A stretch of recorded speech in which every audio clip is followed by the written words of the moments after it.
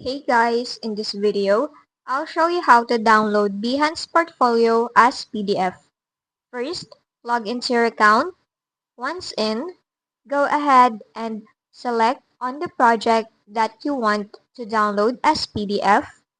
Now in here, on your keyboard, go and press Ctrl plus P. Now, you will see a preview of that portfolio. On the destination section, click on the drop-down menu and select Save as PDF. Now, click the Save button at the bottom. Then, go ahead and save it again to your device. Now as you can see, it is now downloaded as PDF. You can go ahead and open it.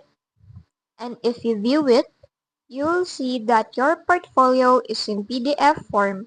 And that's just basically it. If this video helped you, don't forget to like, subscribe, and hit the bell icon for more tutorials.